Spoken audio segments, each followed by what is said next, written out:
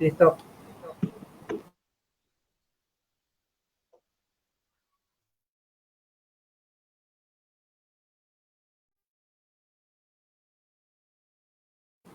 Estamos en vivo.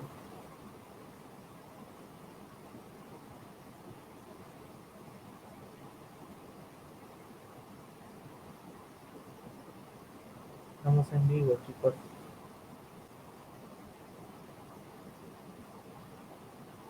Buenas noches, otra vez en el noticiero Tejiendo Nuestra Historia desde Buenos Aires, Argentina.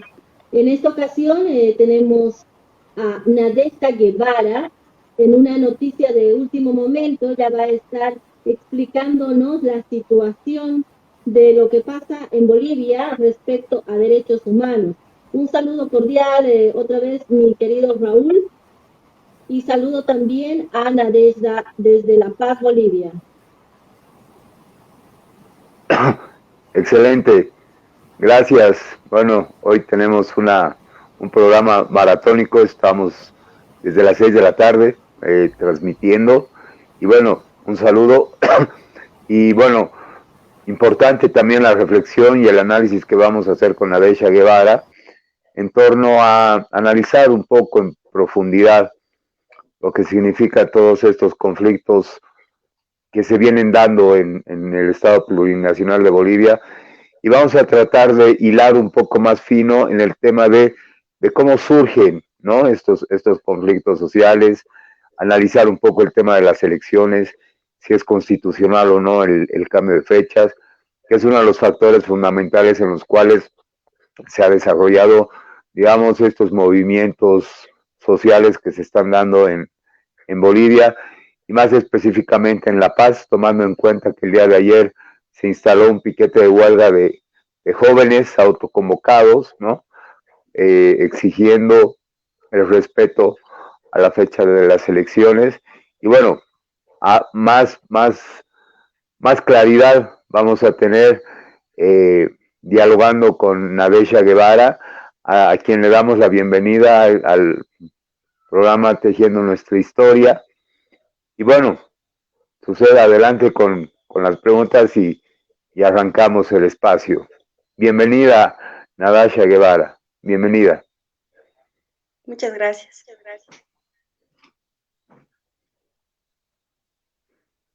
Adelante, Suceda. Gracias, Nadezhda, por favor, explícanos qué es lo que está pasando en Bolivia. Tenemos muchos acontecimientos recientes que están afectando. Por favor, vamos a pedir que apaguen sus micrófonos para que no haya un eco, por favor. Gracias. Te decía, Nadezhda, dándote la bienvenida, gracias por acompañarnos. Quisiera que nos hagas una descripción de todo lo que está pasando en Bolivia. Por favor, adelante, Nadezhda, y bienvenida. Bueno, primeramente, muchas gracias por la invitación. Creo que es importante que nosotros podamos hacer un análisis y una evaluación real y objetiva de lo que ha estado pasando en este último periodo en Bolivia, que ha desembocado en realidad en esta expresión de la ciudadanía, ¿no? Hoy expresada en bloqueos y en huelgas de hambre, pero que sin duda no son espontáneas y son producto también de un proceso acumulado, ¿no? Yo creo que debemos empezar, y que es muy necesario además, que nosotros nos contextualicemos dentro de un gobierno transitorio. Un gobierno transitorio que a partir de la toma del poder, ¿no?, de los policías y los militares, quienes dan este poder a Yanine Áñez, interrumpiendo un mandato constitucional, ya lo asumimos como un golpe de Estado y un gobierno de facto. Es en ese sentido que posteriormente a ello se emite un decreto supremo, el 4078, donde se exime de responsabilidades penales por el ejercicio de la violencia tanto a los policías como a los militares. A partir de ello se provoca un momento de violencia en Bolivia, tanto en Sencata como en Sacaba, donde la misma CIDH lo ha catalogado como masacres. Esas masacres han producido, pues, en lo largo de este tiempo una inconformidad popular por la impunidad que se ha causado sobre él. Una impunidad donde se ha creado una teoría del caso criminalizando, estigmatizando, demonizando a los sectores sociales que en ese momento estaban reclamando un elemento propio de su identidad ante la quema de la Huipala. Ante ello, el único mandato que tenía un gobierno transitorio era convocar elecciones. Y eso pasaba por pacificar el país. Pese a las masacres, se ha pacificado el país, se ha constituido una nueva Asamblea Legislativa Plurinacional y se estaba avanzando a ello. Sin embargo, ha venido este elemento que es, mundial, que es el tema de la pandemia. Y la pandemia viene a representar para este gobierno transitorio una extensión infinita, no sabemos cuándo, de un gobierno que no solamente es producto de una interrupción constitucional, sino que también si lleva consigo más de 34 muertes. Lleva consigo más de 1.500 detenidos arbitraria e ilegalmente. Lleva consigo más de 800 heridos. Y hoy tenemos la extensión, en realidad, de un momento donde se ha roto ese contrato social, ese pacto social, si se quiere decir, entre el Estado y la población, entre el Estado y la ciudadanía. La pandemia ha demostrado que no hay políticas de Estado para afrontar ni salud, ni educación, ni mucho menos la economía del país.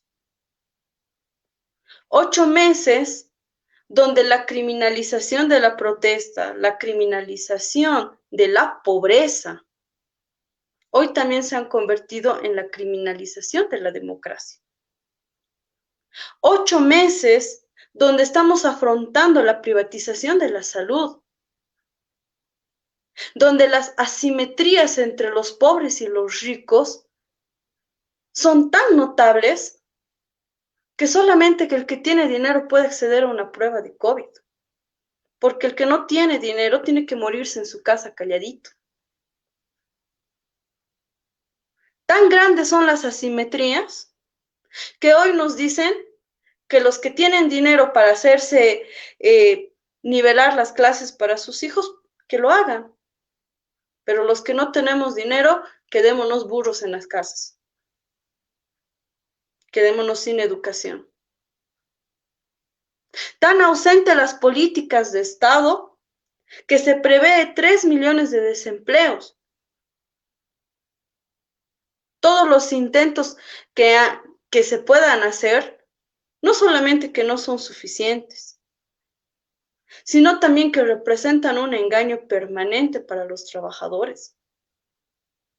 Desde los créditos 1, 2, 3, desde los decretos supremos que han emitido donde decían que estaba prohibido los despidos en la pandemia, donde nadie ha cumplido además esos decretos. Todas las empresas privadas están despidiendo de manera intempestiva a sus trabajadores. El Ministerio de Trabajo no hace nada. Tenemos una burocracia inoperante, una burocracia que realmente no está pensando y simplemente están de manera parasitaria, asumiendo posiciones políticas de cómo quedarse en el poder. Es en ese sentido que, claro, hay un conjunto de derechos humanos, económicos, políticos, civiles de primera y segunda generación, hasta de tercera, que están de manera permanente violándose. A propósito del COVID-19, se han ido dando detenciones arbitrarias, incluso desapariciones, como el caso de los 3 de Caracara. que los han traído de Cochabamba hasta La Paz, 24 horas después han tenido su audiencia. Una ruptura institucional donde el poder ejecutivo está por encima de todo. E incluso de las investigaciones de corrupción de las más grandes y dolorosas que se ha dado en la historia de Bolivia, como es el caso de los respiradores, donde el ministro de gobierno tiene que ordenar una orden de aprehensión. Ese es el claro ejemplo de la ruptura institucional que hay en Bolivia, del carácter de un Estado totalitario y autoritario. Es en ese sentido que los sectores sociales, los sectores también de la sociedad civil, las ciudadanas y ciudadanos de Bolivia, asumen que tienen que tener un gobierno legal y legítimamente constituido. Un gobierno que pueda representar y que pueda establecer políticas que vayan, por lo menos, nuevamente acomodando al ciudadano dentro ese parámetro de resolver sus necesidades sociales. Las necesidades sociales que hasta el día de hoy solamente son resueltos por las personas, pero no por el Estado. Estos sectores sociales se han pronunciado. La COP se ha pronunciado y ha hecho un cabildo. Un cabildo en el cual ha tenido como resultado una serie de medidas en función de que no se aplacen nuevamente las elecciones. Hay que volver a contextualizar y decir que las elecciones primero estaban marcadas para mayo. Producto de la pandemia se ha trasladado a 6 de septiembre.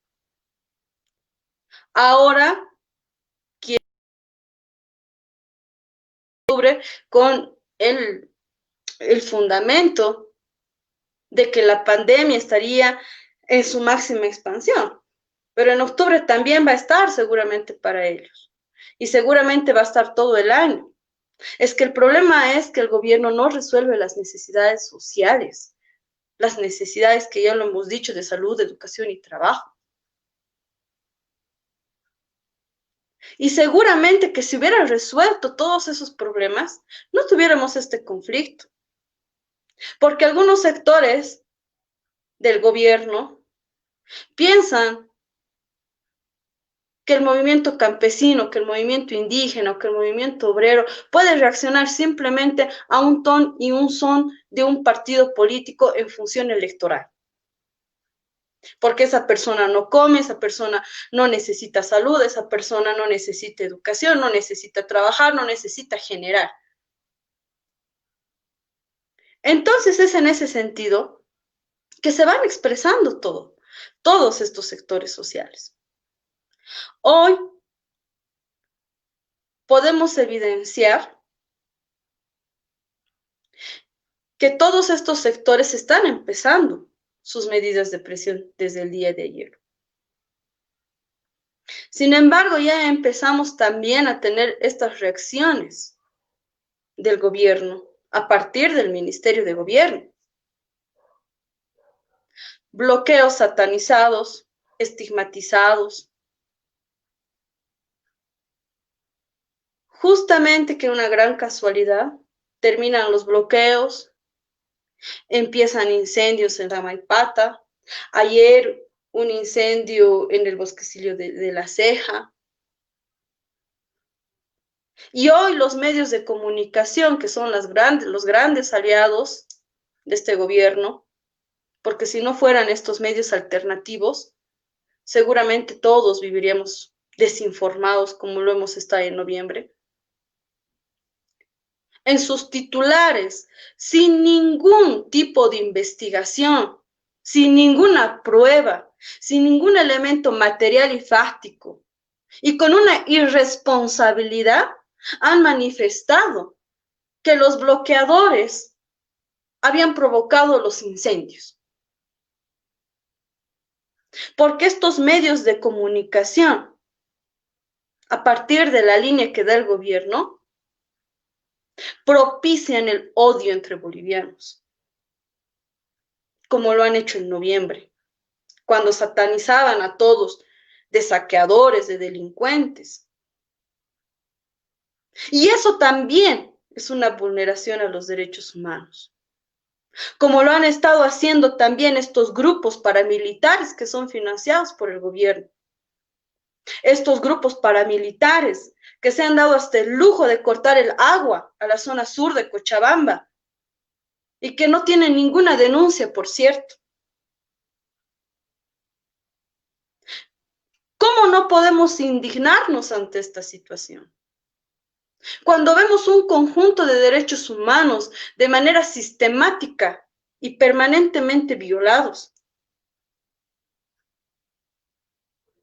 Ayer se ha constituido la primera huelga de hambre al frente del Tribunal Supremo Electoral. Van casi a las 12 de la noche, les persuaden de que se vayan, les amenazan con detenciones futuras e interrumpen una huelga de hambre donde precisamente se ejerce el derecho a la protesta y a la libertad de expresión. Unas horas más antes, una violencia desproporcional en la Ceja del Alto, en el peaje. Y hoy día, una estigmatización de quienes reclaman sus necesidades estructurales y sociales para confrontar nuevamente a los bolivianos con los bolivianos. Es en ese sentido que nosotros de manera permanente estamos realizando este monitoreo de derechos humanos y estamos haciendo las denuncias respectivas ante las organizaciones internacionales, ante todas las organizaciones.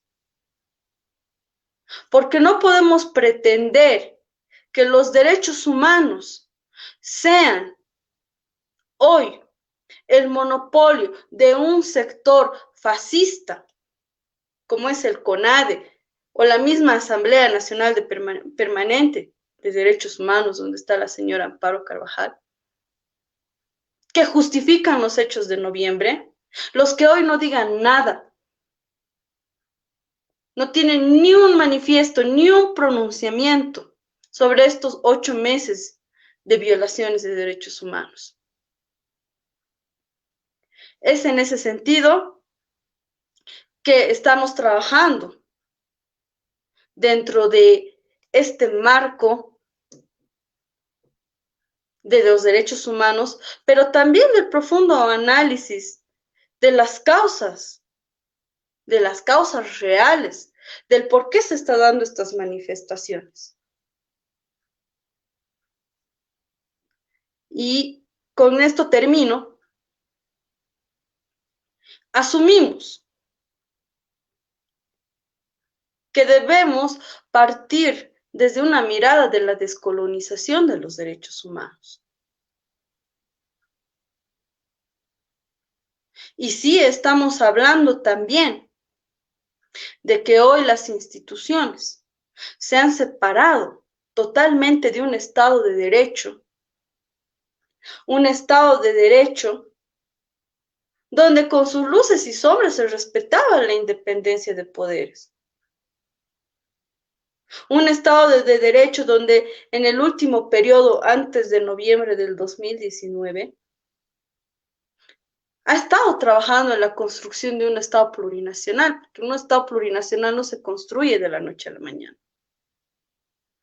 Y que en el fondo, el problema real para estos sectores corporativistas que hoy están en el poder y que se han hecho dar, además de ello, beneficios de este gobierno, como el Decreto Supremo de los Transgénicos, pretenden incrustarse en el poder, pretenden hacer un negocio de nuestros recursos naturales a partir de esta ruptura institucional y el quebrantamiento del Estado Social de Derecho. Y es por eso que nosotros de manera permanente convocamos a las organizaciones internacionales, pero también convocamos a todos los pueblos del mundo a que puedan analizar y evaluar lo que está pasando en Bolivia, porque no es un hecho aislado del mundo. Y es parte también de las contradicciones geopolíticas que se están dando en este periodo. Por lo demás, estamos seguros que el gobierno de manera permanente va a seguir criminalizando esta protesta. Va a seguir criminalizando la pobreza y ahora va a seguir criminalizando el ejercicio de la democracia. Eso es en cuanto tengo que decirles. Muchas gracias.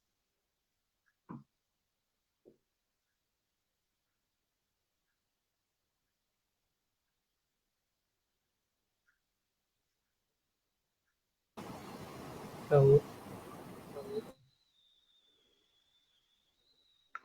Sí, Nadasha, aquí tengo dos consultas.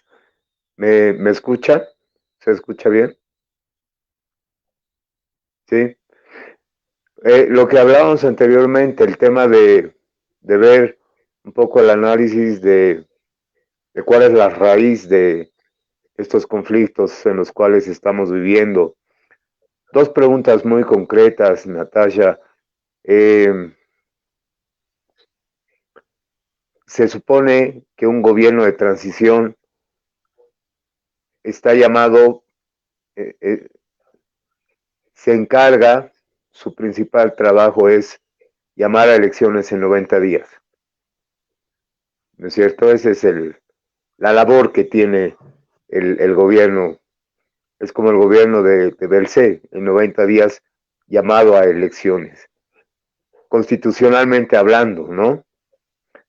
La primera pregunta va en el sentido de, en 90 días no se llamó a elecciones. El gobierno de transición, constitucionalmente hablando, ¿es legal todavía? O sea, tiene todavía atribuciones, tiene todavía legalidad para seguir en el poder, ¿no? Y la segunda pregunta básica es, ¿cuáles son las atribuciones que debe tener un gobierno de transición en el marco de, sí sabemos que existe una pandemia, pero hay una constitución también llamada a respetarse, ¿no? En este marco, ¿tú crees que el actual gobierno de transición, pasado los 90 días que se tenía para el llamado a las elecciones, todavía tiene legitimidad y tiene gobernabilidad, si se quiere el término? Creo que las dos preguntas van relacionadas, ¿no? En realidad. Y vamos a hablar primero de la legalidad del gobierno, ¿no? Evidentemente, la legalidad no lo tiene desde el momento que entra al poder por una interrupción constitucional. La señora Yanine Áñez asume el poder no porque el pueblo le haya dado el mandato, el soberano, sino porque le ha dado el mandato la policía y las Fuerzas Armadas, respaldada por un nivel de coacción y de coerción del Estado.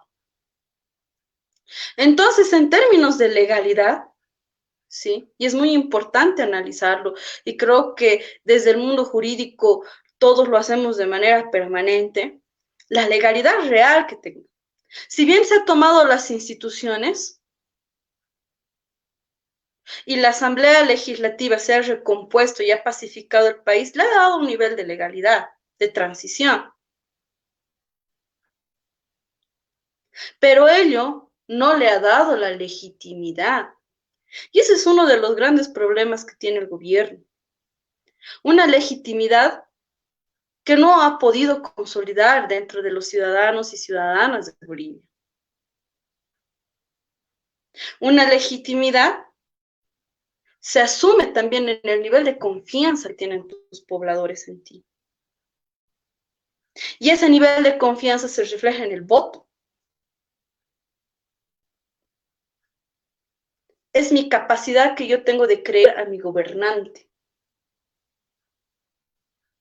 Y es que es un gobierno en el cual un pueblo no cree en él.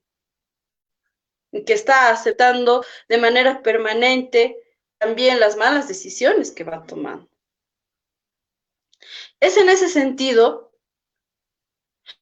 que la legalidad de los 90 días que da la misma Constitución por ser un gobierno de transición,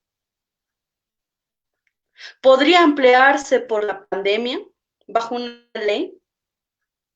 Y creo que es el elemento fundamental que ha trabajado la Asamblea Legislativa cuando ha hecho el tratamiento de la ley para que las elecciones sean el 6 de septiembre. Bajo una figura excepcional de la pandemia. Pero eso no quiere decir que le amplíe sus atribuciones. Eso no quiere decir que pueda hacer ejercicios de decisiones estratégicas, que además la Constitución no lo permite para un gobierno de transición. Sobre definir nuestros recursos naturales, renegociar incluso contratos que lo quieren hacer desde YPFB sobre el gas con Brasil. Y todo este conjunto de decisiones que se han ido tomando, que son de manera estructural. Y voy a poner como ejemplo el Decreto Supremo de los Transgénicos. El Decreto Supremo de los Transgénicos ha legalizado estas grandes ganancias para los sectores agroindustriales de Santa Cruz, que además están considerados dentro del derecho impositivo como agros. O sea que ellos tienen muchos beneficios en impuestos. Y hoy día, con los transgénicos y con ese beneficio que tienen, ¿cuál es el saldo que están dando para el Estado? No es suficiente decir, yo creo fuentes de trabajo. Que nos digan cuánto van a pagar de impuestos por las ganancias que van a tener con los transgénicos. ¿Cuánto van a dar al Estado? Y seguramente que no lo van a hacer.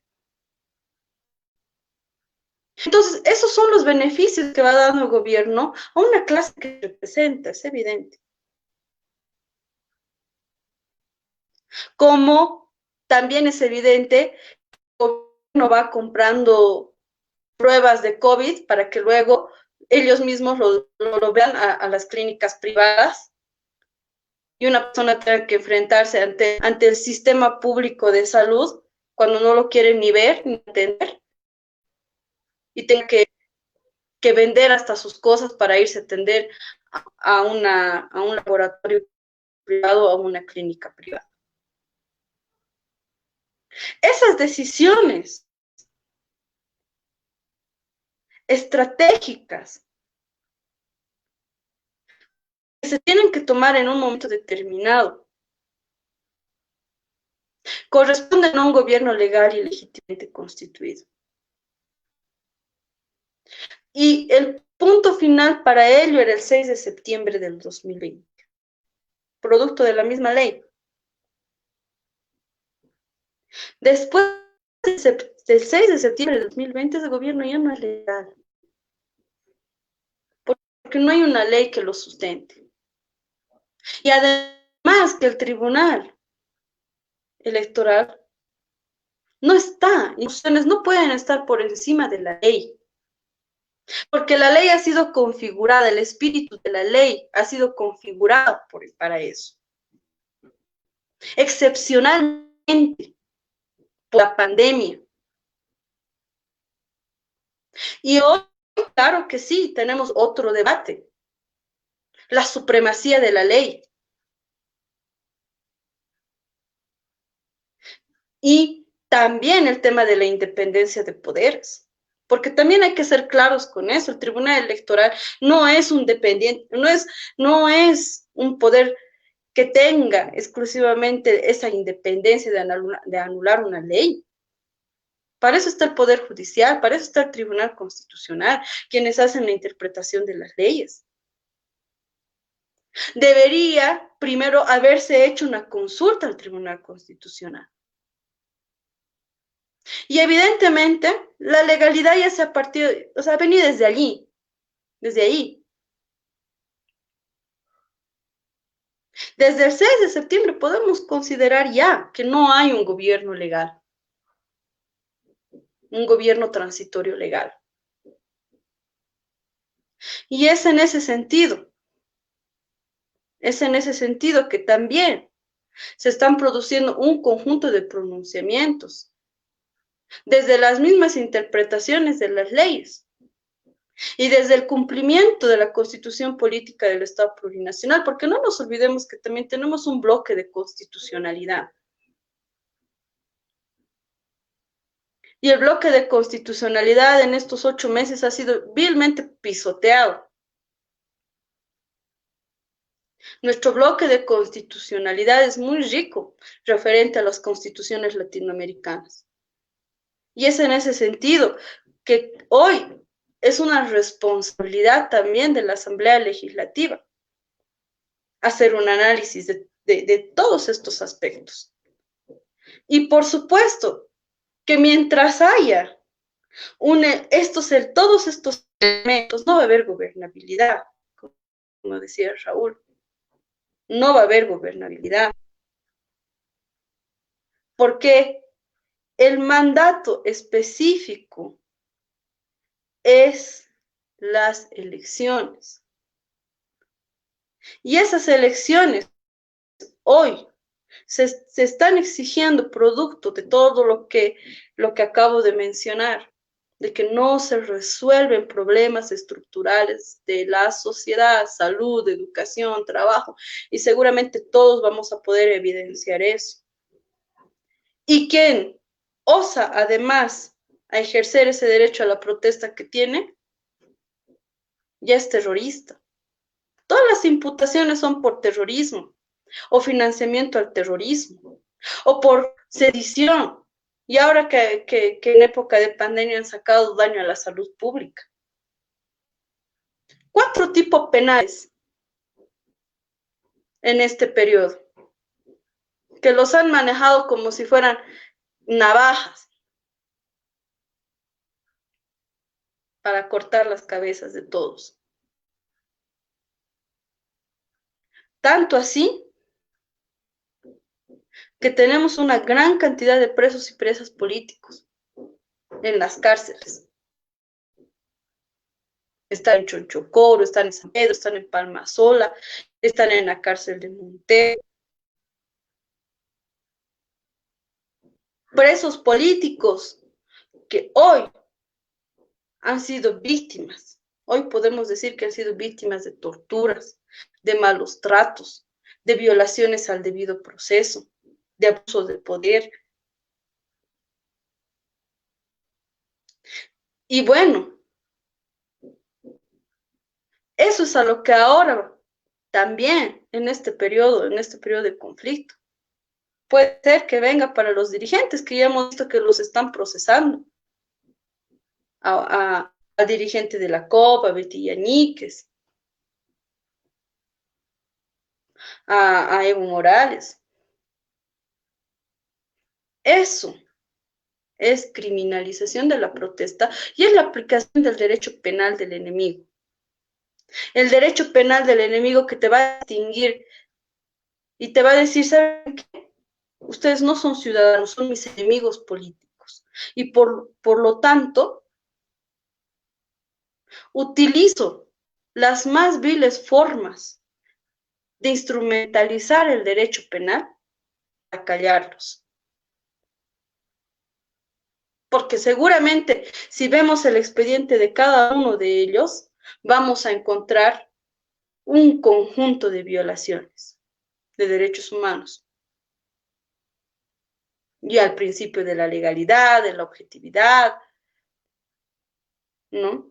Y al principio de ser tratado de manera dignamente como un ser humano. Y es por eso que hasta que no haya un gobierno legal y legítimamente constituido, no va a poder haber una gobernabilidad.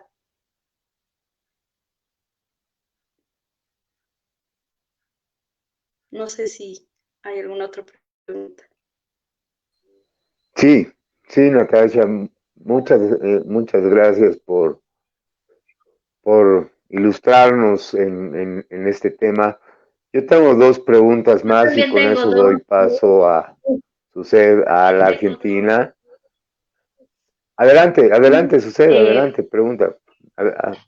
sí, en Adelante, la Argentina. primera parte de tu intervención, nos mencionaste el tema de las personas desaparecidas, ¿no? Es importante explicar este tema porque a veces la población en general piensa que solamente son argumentos, ¿no? Que no son reales. Y tenemos que demostrar nosotros, y obviamente tú que estás trabajando el tema de derechos humanos, me imagino que tienes una cronología, un libro donde tienes ahí los casos detallados. Quisiera hablar un poco de los desaparecidos y posteriormente quisiera hablar también de las personas refugiadas, del refugio político, ¿no? El asilo político, tanto en Bolivia como en el exterior, ¿no? Sería bueno trabajar en ese tema y hacer un pequeño libro y explicando cada caso, porque esto se tiene que demostrar obviamente en Ginebra, donde está la Organización de Derechos Humanos, ¿no? Porque son casos que a veces las personas piensan que son inventos o que no tienen un sustento jurídico legal, porque hay vulneración de derechos en todos los aspectos, ¿no? Incluso hay niños involucrados, hay familias, y esos temas tenemos que hablarlos y también ponerlos y exponerlos ante la sociedad. Adelante, Nadezhda. Claro que sí, si nosotros entráramos al detalle de los casos en realidad, de todo lo que se está dando desde noviembre hasta la fecha, creo que la población quedaría muy estremecida en realidad sobre estos testimonios, ¿no? Más allá de los temas legales que se puedan dar, los testimonios que se dan de esos momentos son muy duros, ¿no? Y evidentemente desde nuestra mirada legal podemos nosotros intervenir, podemos nosotros identificar la violación de derechos humanos, ¿no? Voy a hablar sobre esto de los desaparecidos, por ejemplo, del caso de Lucy Escobar, Remy Cañiz y Osvaldo Gareca. Ellos han sido detenidos entregando frutas. Ellos estaban precisamente recaudando víveres en un momento de COVID, tal vez no lo he mencionado, pero hasta la solidaridad se ha criminalizado. En un momento donde el pueblo se estaba organizando en realidad para solidarizarse con el mismo pueblo, se ha empezado a detener a las personas por daño a la salud pública, por salir de sus casas. Y es que el gobierno no entiende que las personas necesitan comer y que una persona sin recursos encerrada, si no muere de COVID, muere de hambre. Entonces, estas 3 personas habían recaudado verduras, frutas, eucaliptos y todo ello para llevar al trópico. Y cuando estaban llevando al trópico de Cochabamba, los detienen. Los detienen por terrorismo, ¿no? Cabe decir que Lucy, por ejemplo, es candidata suplente, que la hace también una presa política. Los imputan por terrorismo y por financiamiento al terrorismo. Y seguramente querían encontrar armas querían encontrar armas en las frutas, solamente han encontrado frutas, verduras, ¿sí? Los detienen, los llevan a celdas, les dicen suban a un auto, les vamos a llevar al Ministerio Público, y 24 horas después aparecen en la ciudad de La Paz, negando su juzgado natural, además. Sin que las partes sepan, sin que los abogados sepan, mucho menos los familiares.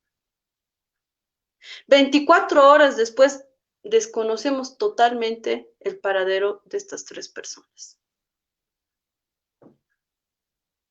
A mucha insistencia de los abogados, de las organizaciones de derechos humanos que nos hemos ido a plantar a la FELCC, al Ministerio Público, nos han hecho aparecer. Cuando la FELCC solamente puede tener a una persona 8 horas y después tiene que ponerla a disposición de la autoridad jurisdiccional. Y la autoridad jurisdiccional que estaba en Cochabamba desconocía que estaban en La Paz. De pronto el juez dice, ¿dónde están los imputados? Y entonces el juez no sabía que los habían traído a La Paz. Y de pronto aparece aquí un fiscal haciendo otra imputación, donde han desaparecido mucho más de 24 horas. Se plantea una ilegalidad de la aprehensión, y la ilegalidad de la aprehensión sale procedente.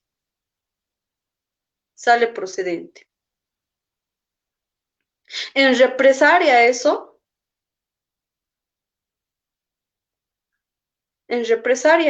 les dan una detención y los destinan a los 2 ciudadanos al penal de San Pedro y a Lucy al penal de Obrajes. En el penal de San Pedro lo llevan a una sección de castigo, donde no se los podía ver, no se podía hacer nada porque estaban supuestamente aislados. Se apela, se vuelve a ratificar la ilegalidad de la aprehensión y los 30 días de detención preventiva para Lucy y Osvaldo y 6 meses para Remy, sin ninguna prueba, sin ningún fundamento. Y de manera ilegal y arbitraria esa noche se los llevan a Chonchocoro. Se los llevan a Chonchocoro a eso de la 1 de la mañana. El juez ignoraba totalmente que se los habían llevado por órdenes del ministro de Gobierno. Y puestos en aislamiento por el COVID. Ahí podemos evidenciar el conjunto de arbitrariedades que se ha cometido ahí, en ese proceso, en ese corto proceso. Sin hablar de la imputación, que no tiene fundamento. Solamente indica que hay una persona de WhatsApp, donde no ni nombre, ni no saben apellido. Hay una persona, tienen grupos de WhatsApp que dice mayo, que dice marzo.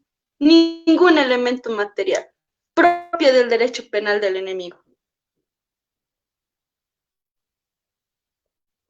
Ese caso es material y fácticamente verificable que hay no una, sino muchas violaciones de derechos humanos. ¿Qué dice la fundación, el fundamento de la imputación? Se encontraban, alguna persona había dicho que se encontraban en la marcha y estaban pidiendo la renuncia de Yanine Áñez. ¿Ese es un fundamento? Yo les pregunto. Y no se necesita ser un entendido en derecho, además. No se necesita. A veces es cuestión de sentido común. Entender que no hay pruebas cuando te están acusando de algo. Y como ellos, hay muchos más. Del mismo caso de Patricia Hermosa,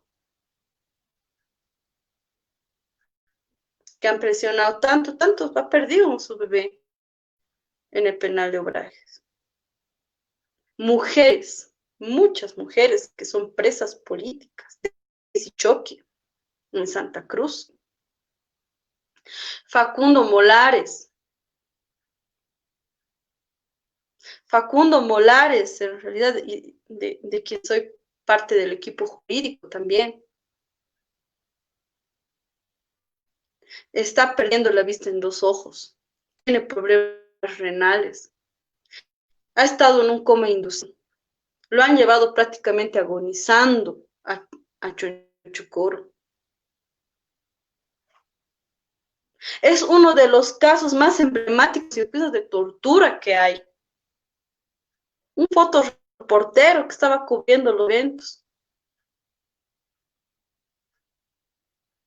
y que lo utilizan como manto para decir, no, es un guerrillero de las FARC que estaba viniendo aquí a propiciar movimientos armados para justificar que las Fuerzas Armadas hayan salido y hayan reprimido al pueblo. ¿No? Y además a las 3 personas que hayan ayudado a Facundo, por lo menos a ponerle un suero, de paso las meten a las cárceles a ellos más. Actualmente siguen en detención preventiva en la cárcel de Montero. Esos son casos que nosotros no podemos ocultar. Y además que son totalmente probados, comprobables. No como las imputaciones que hace el Ministerio Público.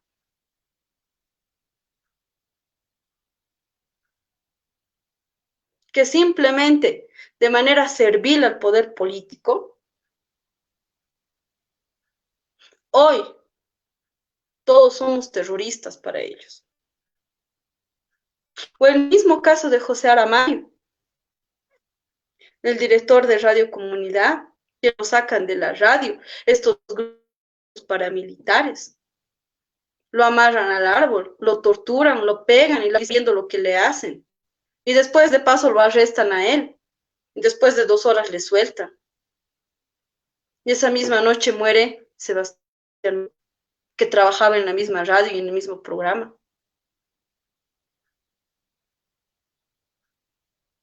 Las detenciones arbitrarias, la tortura que ha habido en las detenciones arbitrarias.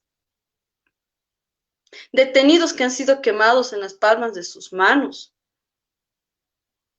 para que ellos digan que eran portadores de dinamitas.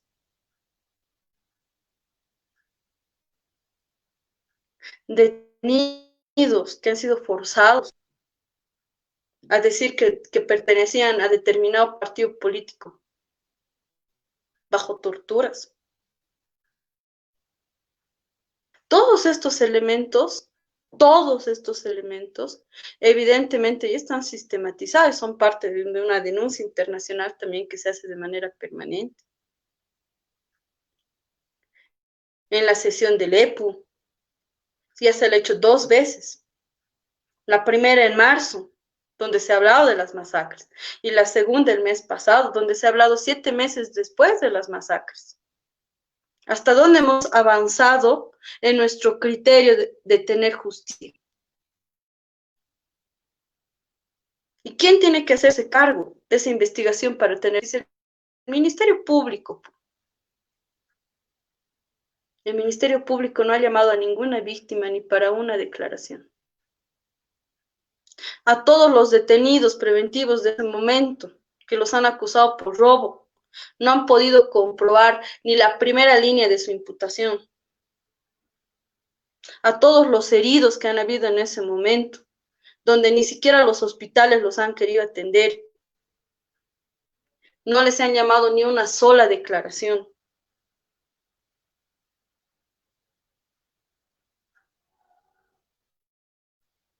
¿Cómo nosotros podemos hablar de paz si no aspiramos a tener justicia? Si el puente para la paz es la justicia. Y estos 8 meses se han ido provocando un conjunto de injusticias de manera permanente.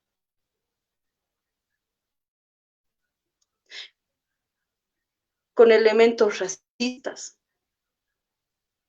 discriminadores, con odio, con estigmatización. Y sobre todo, creyendo que la gente no tiene la capacidad para poder entender qué es lo que pasa en el país. Entonces, tal vez en alguna otra oportunidad tengamos el momento para hablar de casos específicos, ¿no? De Facundo Molares, porque me gustaría hablar mucho sobre su caso, o de Eben Waranka, que era un licenciado en enfermería, es un licenciado en enfermería, que solamente por el hecho de ayudar a las víctimas ha sido puesto en detención preventiva bajo la figura de terrorismo, porque él ha hablado en redes sociales, ha llamado a la Cruz Roja, ha llamado a los hospitales, porque en ese momento no había ni un médico en plena masacre. Entonces son todos estos elementos que nos gustaría a nosotros compartir con todos ustedes para que sí, cada cosa que nosotros hablemos sea bien fundamentada, sea probada, comprobada y objetiva, para que ustedes se hagan su criterio. Gracias. Gracias, Nadelda. Definitivamente son muy enriquecedores todos los aspectos que tú nos relatas, que son hechos definitivamente que vamos a describirlos tal vez en otra oportunidad, ¿no? Específicamente, porque es necesario que también el exterior sepa lo que está pasando en Bolivia. Muchas personas desconocen de estos temas tan específicos y tan vulnerables, ¿no? Es por eso que vamos a hacer tal vez otra secuencia de estos casos específicos para poder relatar al detalle. Doy paso a Raúl, que él también tenía preguntas. Adelante, bien, Raúl. Bien, gracias, Suset. Sí, un poco entrando en contexto a la pregunta, tiene que ver con esto de la pandemia y el tema de la cuarentena. Se entiende el tema, el concepto de cuarentenas, bueno, así lo han entendido los gobiernos a nivel mundial, que es un tiempo, un lapso de tiempo que tienen los gobiernos para poder equipar, para poder comprar insumos,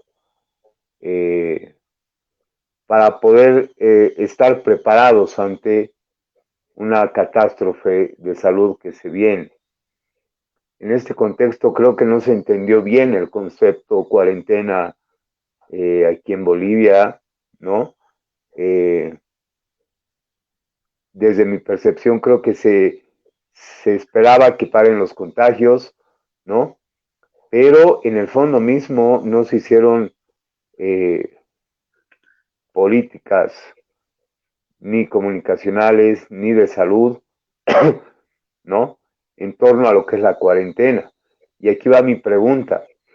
Se postergó las elecciones del 6 de septiembre por, claro, fue postergada por el órgano supremo electoral, bajo justificativos que no han tenido un asidero científico, es decir, no han tenido una base científica en el cual apoyarse, ¿no? De que hay contagio. Se ha dicho muchas veces que el pico más alto iba a ser el próximo mes, como 3 veces se anunciaba el pico más alto, ¿no?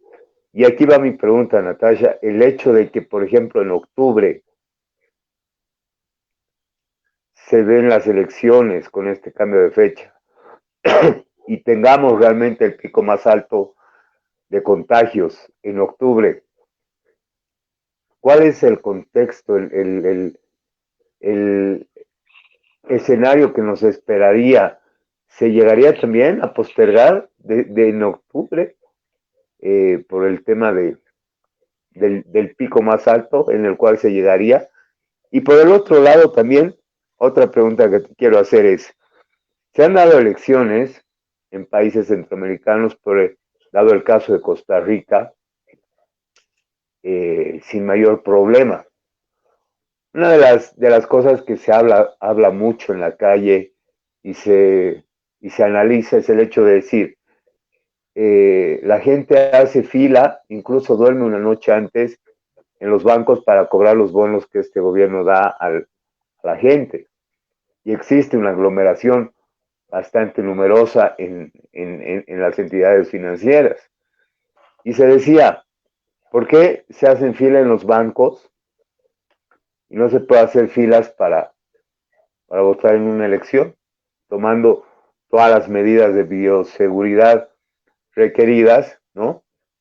Esas dos consultas que quiero hacer. La primera es fundamental, el hecho de que si en octubre llegamos al pico más alto de la pandemia, se podría llegar otra vez a suspender las elecciones.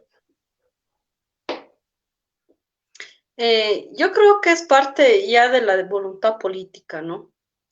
En realidad, estas decisiones no se están tomando bajo un asidero científico. Y creo que el gobierno ha perdido la legitimidad y la seriedad en el momento en el que conforma un comité científico sin científicos, ¿no? En el momento en que conforma y ve la pandemia como un botín político y no realmente como un momento de pausa política donde podíamos realmente haber tomado las mejores medidas, porque tenemos un gran tiempo de alerta desde enero hasta que la pandemia llegaba a Bolivia. Y cuando conforma un comité científico no científico, pierde la legitimidad, pierde la seriedad. ¿Quién puede creer en un informe del comité científico donde su responsable es Óscar Ortiz o donde está el yerno de Janine Áñez? Y donde además los comités científicos los han denunciado. No hay que olvidarse que los comités científicos, sí, los centros científicos, han denunciado. Los colegios de epidemiología han denunciado a este comité científico. Incluso ellos han empezado a trabajar en cuenta propia. Ha llegado un momento donde no había, y bueno, creo que ese momento se sigue manteniendo hasta el día de hoy, no hay un norte en las políticas de salud sobre el qué hacer de la pandemia. Entonces sería interesante también que el presidente del Tribunal Electoral salga a dar una conferencia de prensa y nos explique al pueblo cuáles son las bases científicas. Que nos digan, a ver, estas son nuestras bases científicas. De decir es el 6 de septiembre, el 18 de octubre, ¿por qué se ha suspendido en mayo? Porque llegando a este punto, creo que con tranquilidad hubiéramos desarrollado las elecciones en mayo. Y seguramente el 18 de octubre dirán que también estamos en el pico más alto. Y este tema ya se ha vuelto un producto de negociación política. O sea, lo científico ya ha llegado a un quinto plano. Y es por eso que los sectores sociales se están movilizando. Porque no pueden hacer una negociación política frente a las necesidades de un pueblo. Además, una negociación política donde hay un alto grado de corrupción. El negocio que se está haciendo con la pandemia, la corrupción de los respiradores, 3 millones de dólares en la cara de los bolivianos y bolivianas. Tenemos el caso del avión que estaba llegando de la China, pagado por el Ministerio de Energía, que tenía supuestamente todo un equipo todos los equipos de seguridad, y en medio camino lo hacen dar la vuelta. ¿Pero por qué? Se estaba pagado por el Ministerio de Energía. ¿Y por qué tenía que pagar el Ministerio de Energía? En vez de comprar elementos de seguridad, empiezan a comprar con sobreprecios gases lacrimógenos. Y en actos provocadores, además, tanto el ministro de Gobierno y el ministro de Defensa empiezan a dar declaraciones amenazantes que crean terror. Y vale decir que en estos momentos se está aplicando la doctrina del shock.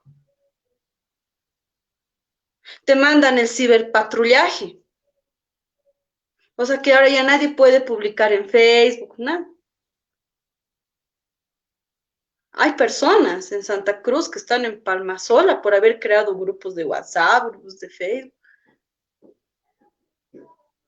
Entonces, ya no pasa por el tema científico.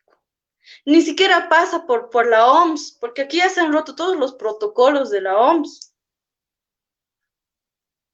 Hace un mes, no, 3 semanas, un poco menos, más de 65 muertos en el penal de San Pedro. Y solamente tenían que hacer 25 pruebas de COVID. ¿Dónde está el criterio científico ahí? No hay un criterio científico para hacer políticas de salud, hacer rastrillajes. Entonces, ha primado el interés político, ¿no? Y evidentemente eso es peligroso, porque son acciones nuevamente que van a ir provocando a la población, porque la población empieza a discernir su condición social, socioeconómica en estos momentos y ve un gobierno inoperante. Entonces, si se aceptara, digamos, en algún caso el 18 de septiembre, ¿qué garantía habría de que se cumpla esa fecha y no volvamos a ser sujetos de esta negociación entre estos partidos? Y lo recalco, no es un tema, no debería ser un tema de partidos políticos. Es un tema estrictamente de necesidad. Muchos dicen, no, las elecciones no están por encima de la vida, no están por encima de la salud. Y entonces es porque no estamos entendiendo las causas y solamente vemos los efectos. Evidentemente, nadie en su sano juicio diría que es una elección más importante que la salud. Pero ¿qué tú haces frente a un gobierno que no responde a las necesidades? Que no administra bien, que roba todo lo que tiene que ver con salud. Y en vez de comprar pruebas, compra gases para reprimir a los que reclaman pruebas. Eso es lo real. Eso es lo real por lo que el pueblo se está movilizando hoy día. Y además que no hay una voluntad de dialogar por parte del gobierno y no sé si del Tribunal Electoral. Porque el Tribunal Electoral planteaba un argumento para el 6 de septiembre negando el mismo argumento que hoy pone. Entonces nos hace suponer que el Tribunal Electoral, sí, está realmente negociando. Está negociando con el hambre, con la muerte, con la falta de educación, de salud del pueblo boliviano. Y eso es muy doloroso para los que estamos todos los días afuera, para los que vemos cómo se va todos los días criminalizando a las personas que protestan, que sean o no sean de un determinado partido político. Hoy podemos decir que si las elecciones se realizan el 18 de octubre, tendría que existir las máximas garantías de que se haga. Es evidente lo que decía Raúl. Ponen argumentos ficticios. No queremos tener contagios, pero ellos provocan los contagios. Vamos a una celda. ¿Cuántos están en una celda judicial? ¿Cuántos están en una celda de la FELCC? Parece que el ministro de Gobierno no se ha dado una vuelta en la cuarentena, cuando él ha ordenado detener a todos los minibuses. Había más de 50, 60 personas en una celda de 5 metros. ¿Quién hace el daño a la salud pública real? Y yo creo que eso desde la visión de los derechos humanos nos planteamos, ¿no? ¿De quién hace realmente el daño a la salud pública? ¿Yo que salgo a vender mis dulces? ¿O tú que no haces políticas públicas para que yo no salga? Porque eso expresa la cuarentena, además, en Bolivia y en el mundo. Un momento para que nosotros o el Estado pueda reacondicionar sus condiciones, su infraestructura, su personal médico, pueda diseñar planes para combatir esto. No es que el COVID se pierda encerrándote en la casa, sino es que preparas tu sistema de salud en ese tiempo. Nos han hecho tener una cuarentena de 3 meses. Y lo único que han preparado es cómo hacer corrupción. En un momento donde todos estaban esperando respiradores, hemos tenido corrupción. Hoy el Estado no te da ni un barbijo. Ni uno. Porque no le interesa. Entonces, es ahí donde vuelvo a recalcar, creo que la ciudadanía se hace la pregunta fundamental, ¿no? Las elecciones se tienen que dar este 6 de septiembre. ¿Por qué se tienen que dar este 6 de septiembre? Y si es el 18 de octubre, ¿qué nos garantiza? ¿Qué garantiza? Que realmente no van a asumir que el 18 no va a ser el pico más alto, y luego en diciembre también, y luego al año también, hasta que ellos ya hayan hecho su pasanaco, ya hayan negociado, hayan saneado entre ellos, todo, mientras nosotros estamos en las peores condiciones. Eso sería, Raúl. Bien, muchas gracias, Nadesha. Bueno, le doy la palabra a mi colega desde la Argentina. Susana, adelante, por favor. Gracias, querido Raúl. La verdad es que todas estas apreciaciones, observaciones y fundamentaciones para nosotros son muy ilustrativas, la verdad, y es necesario también poner en evidencia los casos que se están vulnerando en Bolivia. Quiero agradecerte, Nadezhda, por acompañarnos esta noche y compartir esa información que es tan valiosa. Sin duda te vamos a tener en distintos días a la semana para que nos puedas comunicar también la situación que están viviendo allá y nos vayas informando. Es bueno que nosotros tengamos la información de primera mano, tejiendo nuestra historia, la información que pasamos en este espacio que es Encuentros.